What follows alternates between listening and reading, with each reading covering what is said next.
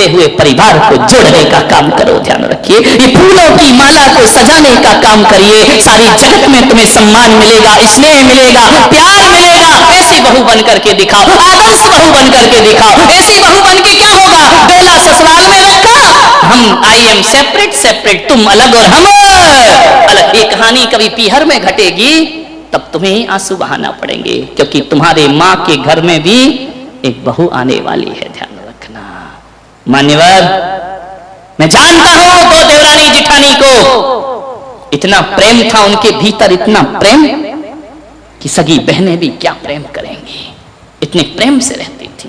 कभी कभी भाइयों में तो नोक झोंक हो जाती थी, लेकिन देवरानी जिठानी में नोक झोंक नहीं होती थी, एक दूसरे के साथ रहा करती थी। एक दिन देवरानी बड़ी दुखी थी, उदास थी, आंखों में आंसू थे, उसका मन अनबना था। जिठानी ने एक दिन देखा कुछ न बोली, 2 दिन देखा कुछ न बोली, महीने भर हो गए। जिठानी ने कहा इधर आ, 1 महीने से तेरा मन नहीं लग रहा है, मैं देख रही हूं तेरे चेहरे पर उदासी है, बता तुझे क्या तकलीफ है।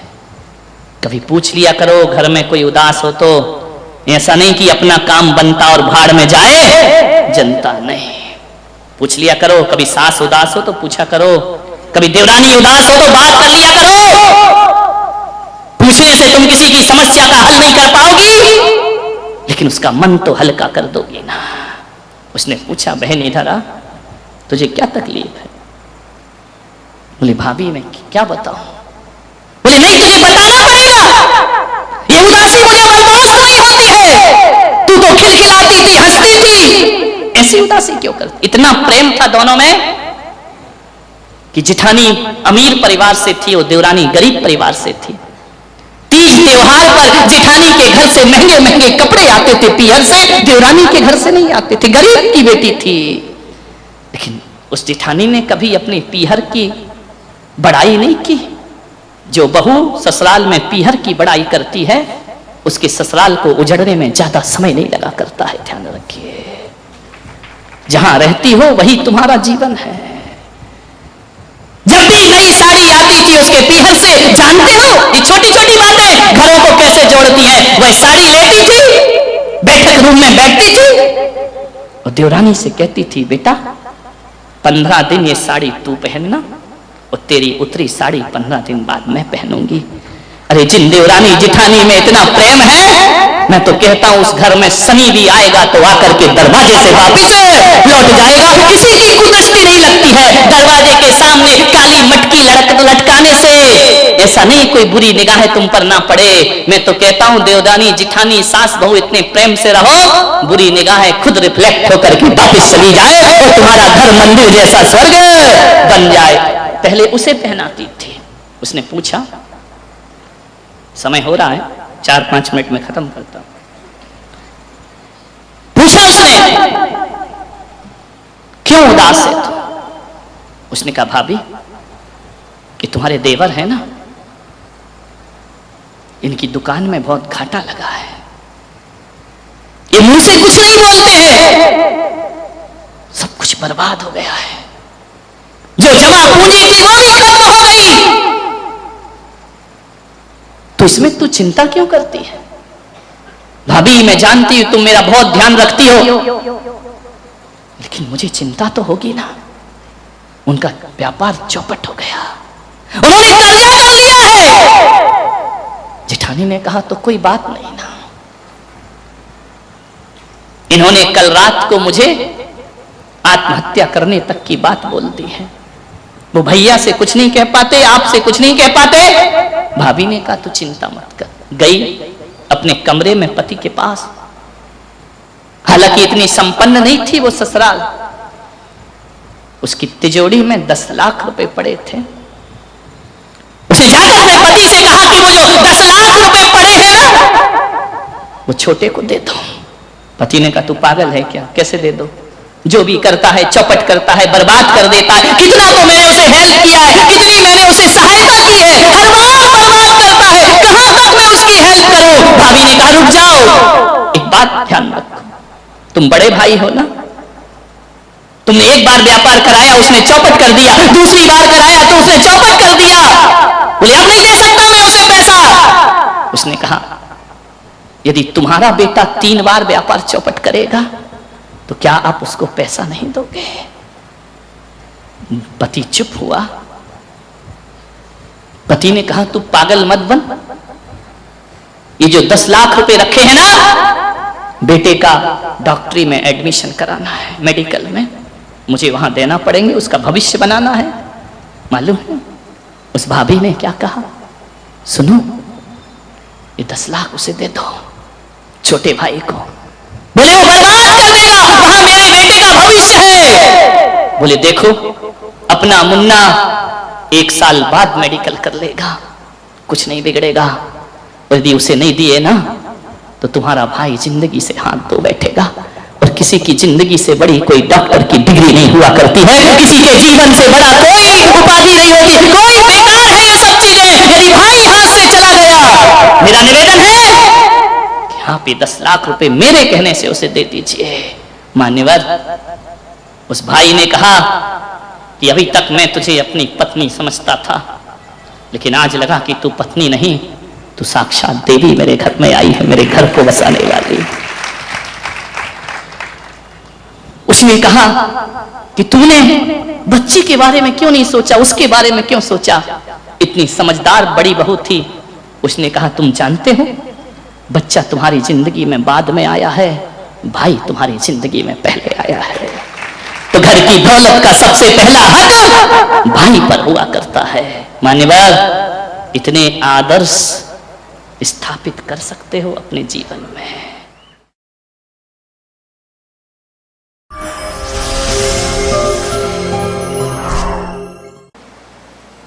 ससुर जी ने कहा कि चाय बनाओ, बेटी गर्मी में किधर आई है, बहू भाभी भी है। बेटी ने कहा पापा जी बनाती हूं। अम्मा कहती बेटी तू क्यों बनाएगी? बोले क्यों? भाभी है ना, तू तो 4 दिन को आई, आराम कर ले। तू भी तो ससुराल से आई है, थोड़ा सा आराम कर ले, चैन से रह ले। भाभी है ना, वो चाय बना देगी। अब ये सब यदि बहू के कान में पड़ गए, ध्यान रखना, एक प्याला चाय बनाने में बेटी कमजोर नहीं हो जाती, उसका बीपी नहीं बढ़ जाता, वो बेहोश नहीं हो जाती।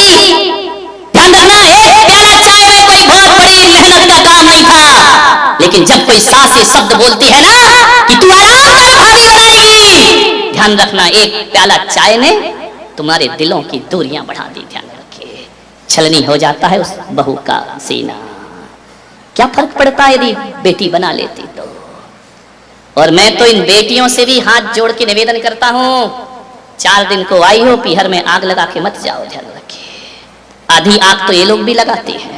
आ गई क्या रक्षाबंधन पे, मिठाई खाओगी और आग उगल के जाओगी। ध्यान रखना, इतनी समर्पण दिखाती है पीहर में आकर के अपने माँ बाप के लिए, पूरी बिछी जाती, मेरी मम्मी, मेरे पापा, मेरी मम्मी, मेरे पापा। भाभी तू ये नहीं करती है, भाभी तू सम्मान नहीं करती, भाभी तू इज्जत नहीं करती है। ये 4 शब्द, इतना प्रेम, गजब। ऐसा लगता है कि तुम्हारी मम्मी की शुभचिंतक केवल तुम ही हो। बेटा तो दुश्मन पैदा हुआ है, कंस पैदा हुआ है घर में। बेटे का कोई लगाव नहीं है, कोई अटैचमेंट नहीं है तुम्हारी माँ से, सब कुछ तुम्हारा है। इतना बात बताओ, मंदिर में महिलाएं जाती हैं, आदमी भी जाते हैं, सूरत में तो बहुत ज्यादा जाते हैं। एक बात बताओ, मंदिर जाते हो, कितनी देर रहते हो मंदिर में? ईमानदारी से बोलो, जोर से बोलो ना, जेल की थोड़ी पूछ रहा हूं। 10 मिनट काहे को जाते हो भाई, जाए मत करो। हाँ, आधा घंटा, इस उम्र में तो 1 घंटा रहना चाहिए। ध्यान रखिए, आप मंदिर जाते हैं, आदमी 10 मिनट रुकता है, 15 मिनट रुकता है, 20 मिनट रुकता है, ज्यादा से ज्यादा 1 घंटा, और जोर लगा दो 1.5 घंटा, 2 घंटे अम्मा जी हुई तो। ध्यान रखना, जिस मंदिर में तुम जाते हो 1 घंटा उस मंदिर में रुकते हो और उस मंदिर को बहुत पवित्र बना करके रखा करते हो, मंदिर में शांति का वातावरण निर्मित करते हो, मंदिर का वातावरण बड़ा पवित्र और पूजनीय बना दिया करते हो। सूरत वालों में आपसे कह रहा हूं, जिस मंदिर में 1 घंटे रुकना है उसे पवित्र बनाते हो, और जिस घर में 23 घंटे रहना है उसे पवित्र क्यों नहीं बनाते हो? उसे मंदिर जैसा पावन क्यों नहीं बनाते हो? 1 घंटे वाले मंदिर की पवित्रताएं हैं, 23 घंटे वाले घर को अशांत क्यों बनाते हो? 1 घंटे जो आप मंदिर में सीखते हो उसे 23 घंटे जीवन में जीने का प्रयास करिए, तुम्हारा मंदिर जाना सार्थक और सफल हो जाएगा। 23 घंटे जियो। मंदिर पाठशाला है, घर प्रयोगशाला हुआ करती है, ध्यान रखिए। 1 घंटे मेरे प्रवचन सुन के मत सोचना कि हमारा कल्याण उद्धार हो जाएगा। जो 1 घंटे मैंने दिया है उसे 23 घंटे जीने का प्रयास करिए, जीवन आपका धन्य हो जाएगा। 23 घंटे जियो। लोग तलाशते हैं कि सच्चा दोस्त कौन है। मैं पुलक सागर कहता हूं, जिंदगी भर ढूंढने जाओगे सच्चा दोस्त नहीं मिलेगा। कहां मिलेगा? इस दुनिया में, बेईमानों की दुनिया में कोई सच्चा दोस्त मिलेगा? दोस्त अच्छे भी होते हैं, बुरे भी होते हैं, सच्चे भी होते हैं, झूठे भी होते हैं, वफादार भी होते हैं और बेवफा भी हुआ करते हैं। कैसे ढूंढोगे सच्चा दोस्त? कैसे पहचानोगे चेहरों को? ये चेहरे बहुत भोले हैं, ये चेहरे बहुत भोले हैं। सच मानो, बारूद के गोले हैं, ये चेहरे बहुत भोले हैं। कैसे पहचानोगे? सुबह का चेहरा कुछ है, दोपहर का चेहरा कुछ है, शाम का चेहरा कुछ है। आदमी गिरगिट तो 5-7 रंग बदलता है, लेकिन सुबह से शाम में आदमी तो हजारों रंग बदल लिया करता है। कौन है सच्चा दोस्त? किसे मानोगे मेरा दोस्त सच्चा है? जिंदगी बीत जाएगी, सच्चा दोस्त नहीं ढूंढ पाओगे। मैं पुलक सागर आपसे निवेदन करता हूं कि सच्चा दोस्त ढूंढने में समय मत गमाओ, सच्चे दोस्त बन जाओ। सच्चा दोस्त अपने आप प्राप्त हो जाएगा। यदि हमारे अंदर वफादारी है, हमारे अंदर ईमानदारी है, सच्चे दोस्त बन जाओ। इससे सच्चा दोस्त अपने आप मिल जाएगा। दूसरों में मत ढूंढो, दोस्ती भीतर ढूंढने का प्रयास करो। गरीबी के दिन, फटे हाल, खाने को कुछ नहीं, इतने बुरे दिन आ गए कि एक वक्त की रोटी भी नसीब नहीं। सुशीला पत्नी ने कहा, क्यों ये गरीबी के दिन भोगता है, द्वार द्वार भटकता है, 2 वक्त की रोटी नहीं मिलती है। एक काम कर, जा द्वारिकाधीश के पास जाकर के अपनी गरीबी बताना। उसने कहा, तू पागल हो गई? वो मेरे बचपन का बाल सखा, उसे जाकर के गरीबी के दिन बताऊं? भूखा मर जाऊंगा, लेकिन दोस्त को जाकर के हाल नहीं दिखाऊंगा। मैं कुछ नहीं मांग सकता उससे, ये मेरी दोस्ती निस्वार्थ दोस्ती है। मैंने आज तक अपने दोस्त से कुछ मांगा नहीं, मैं कुछ भी नहीं मांगूंगा। पत्नी ने कहा, तुम्हारा दिमाग खराब है, तुम गरीब हो, वो सम्राट है। अरे चले तो जाओ, एक बार मिल तो लो, एक बार देख तो लो। पत्नी सही होगी, सही सलाह देगी, पत्नी गलत होगी तो गलत। जीवन को संवारती है पत्नी, ध्यान रखना। एक सही सलाह देने वाली पत्नी मिल जाए तो मैं कहता हूं, पत्नी से बड़ा दुनिया में कोई दोस्त भी नहीं हुआ करता है। यदि सही सलाह देती है, बहुत अच्छी दोस्त होती, जीवन की हमसफर होती है। पत्नी केवल भोग की वस्तु नहीं हुआ करती है, पत्नी केवल काम करने वाली नौकरानी नहीं हुआ करती है, पत्नी जीवन की परम मित्र भी हुआ करती है। और परम मित्र ऐसी होती है कि दशरथ के युद्ध में यदि पहिया गिर जाए रथ का, तो पत्नी उंगली लगा करके रथ को युद्ध के क्षेत्र से बाहर कहती लेकर के आ जाती है। पत्नी भी एक मित्र होती है, ध्यान रखना। जाओ तुम द्वारिकाधीश के पास। उसने कहा, तू देख, ज्यादा जिद मत कर। बोले, एक काम करो। बोले, क्या? मत मांगना, मिल लो। अब जाने की तो जल्दी मची। मिल लो, ये शब्द बड़ा समझ में आया उसके। गया, पत्नी से बोला, देख, सम्राट के दरवाजे में जा रहा हूं। ऐसा भिखारी सा जाऊंगा क्या? देख, कुछ कपड़े पड़े हैं क्या? पत्नी भीतर गई, एक मटके में एक अंगरखा रखा था, फट गया, पुराना, लेकिन मन में तो था कि कुछ तो पहन कर जाऊं। पहन के गया। कहानी मालूम है आपको? ऐसा नहीं है कि नहीं मालूम है। अंगरखा बांधा, 3 मुट्ठी चिवड़े रखे, चला दोस्त से मिलने। मांगूंगा नहीं, मन में यही सोच, मांगूंगा नहीं। मांगना तो मरने के समान हुआ करता है, मांगूंगा नहीं। लेकिन बहुत दिनों से द्वारिकाधीश को देखा नहीं। वो क्या जाने द्वारिकाधीश क्या है? उसकी नजरों में तो आज भी कन्हैया है, आज भी वही कृष्ण है, आज भी वही कान्हा है जो जंगलों में गाय चराया करता था। वही सोच के जा रहा, गरीब है, तन पे कपड़े नहीं, वो क्या जाने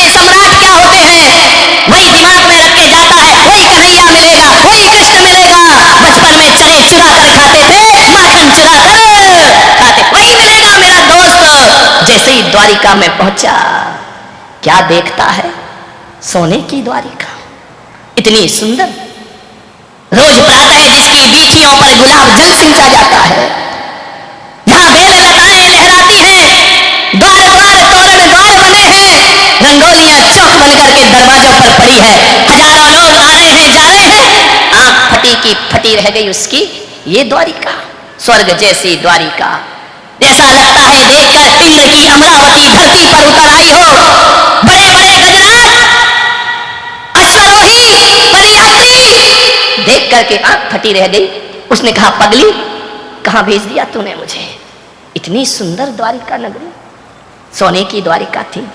ध्यान रखना, जिस नाम के पीछे का लग जाए ना, वहां सोना ही सोना होता है। ध्यान रखना, नहीं मालूम द्वारिका काय की थी? सोने की। लंका काय की थी? अमेरिका, सोने सोना। ध्यान रखना, जहां का लग गया वहां कंचन ही कंचन है। मान्य गया देखा, इतनी सुंदर द्वारिका, आगे बढ़ी की बढ़ी, पूछा जा करके, राहगीरों से, हो भाई? बोले चल है? बोले नहीं, इतना बता दो द्वारिकाधीश कहाँ रहते हैं? अरे लोगों ने कहा, पागल, गांव का गवारिया, द्वारिकाधीश कहाँ रहते हैं? सम्राटों के महल नहीं जानता तू? महल में रहता मेरा कन्हैया, जो गाय चराता था लकड़ी लेकर के, माखन चुराता था गोपियों से, वो महल में रहता है? बोले हाँ। बोले मुझे बता दो, सुबह से शाम हो गई, द्वारिकाधीश का घर बता दो मुझे। किसी ने कहा, वो जो सोने का महल दिख रहा है ना, ये द्वारिकाधीश का महल है। आंखें चौंधी आ गई उसकी, द्वारिकाधीश इसमें रहते हैं। गया हारा सा। जब मित्र बहुत ज्यादा धनवान होता है ना, तो हीन भावनाएं मन में आती हैं। ये क्या पहचानेंगे मुझे? ये क्या जानेंगे मुझे? ये मुझसे बात करेंगे या नहीं करेंगे? द्वारिकाधीश का महल, द्वार पे गया, भैया द्वारिकाधीश से मिलाओ। लोगों ने चला, कहां द्वारिकाधीश? पागल है क्या? शकल देख, अपनी औकात है, फटे पुराने चीथड़े पहना है।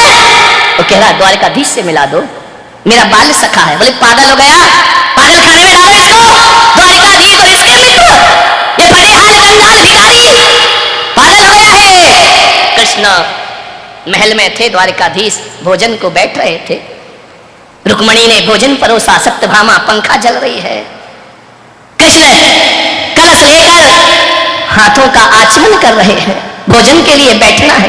पीतांबर से हाथ पहुंच रहे हैं, खबर पहुंची कि जाओ मुझे मिलने दो। ये शब्द टकराए द्वारिकाधीश के कानों में। उन्होंने कहा, कौन है?